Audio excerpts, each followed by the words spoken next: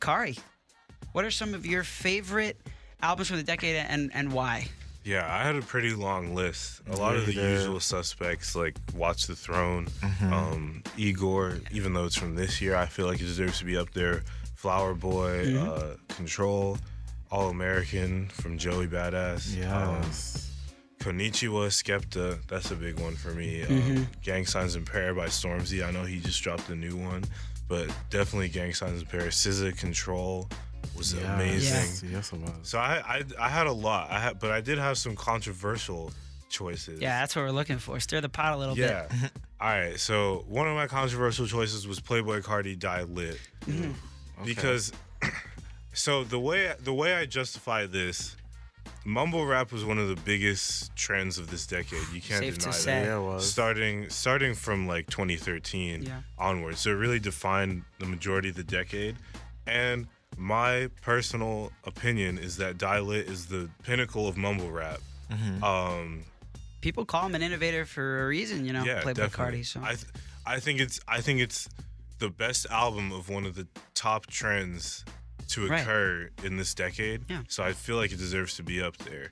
Okay. I also, even though it's only like a day old, not even a full day old, I am giving a it's coming, shout to the new Kaytranada album.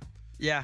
Because I think Kaytranada is another artist who also defined this decade. Like, he came out, I think, 2011 or 2012. And I would argue, like, a lot of the people who came, such as Saba, Smino, No Name, who have been so defining to hip-hop in this decade, I feel as though a lot of that genre of music has been built off of the influence of the innovations that Kaytranada made in production. And with that being said, I feel like Bubba topped 99.9%. So if that's the best album from one of the best artists of the decade, then It must I check think it's out. in with a shout. No, that's a great album, and we'll get into that on the new Music Watch. That's not too far away, either. But absolutely, I feel you. I definitely feel you. And so, Brandon, where do you stand on all this? What are your after favorite? I saw Khari's list, I started questioning mine because now I'm like, I forgot because you forget how much like actually came out in this decade. Yeah. But Beyonce self-titled came out in 2015, so that was huge. Lemonade, Invasion of Privacy, Nothing Was the Same, Control. I really like Over It. I know it did come out this year too. Yeah, it's a new one. But I think it's very like SZA iconic as well. Forest Hill Drive by J. Cole. A lot of J. Cole's works that came out in this decade are all great. Absolutely. He's a very like strong, well-known artist. Keep That Same Energy by Tiana Taylor. Reality Show with Jasmine Sullivan.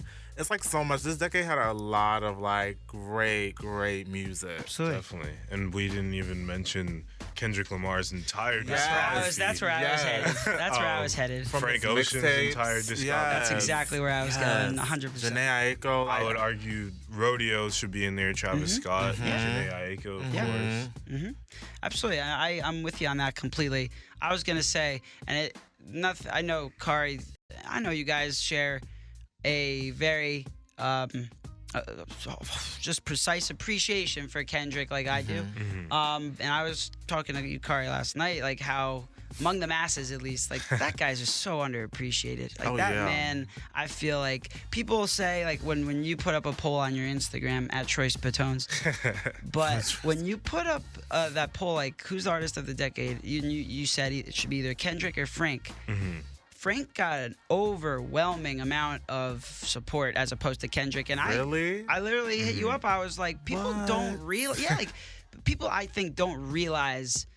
Like the people who say I prefer this guy over Kendrick, but like I feel like the people who say I prefer this guy over Kendrick, this guy over Kendrick, this girl over Kendrick, it's not that they might not like the person that they're choosing more, because that's understandable, but I think it's more to the point of they're not truly like aware and having been consumed fully into his music and catalog.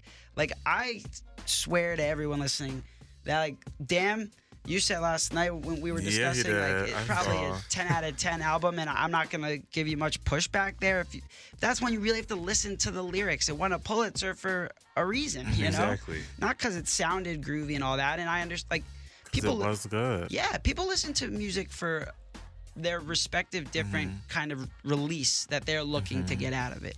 Right, And yeah. for me, I think, like, I will definitely bounce around from, you know, genre to genre within rap, and we'll talk about the subgenres also later in the show.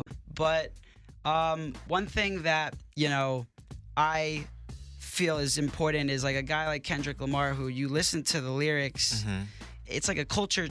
It's almost like a culture-altering album. It's Yeah. like Yeah, when he definitely. drops one. And I recently just went back, listened to Pimp Butterfly Mad in City. full, and Good Kid, Mad City. And those are the two albums that come to mind outside of Damn. And ever since he came up in the very beginning of the decade, you know, with Section 80 and all that, like, there was something that, you know, I feel like more people, even though no matter how famous he is, I feel like more people have to listen to him a certain way.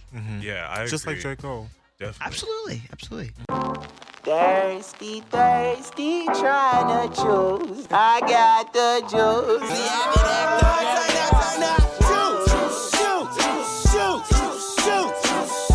I got the juice. I got the juice.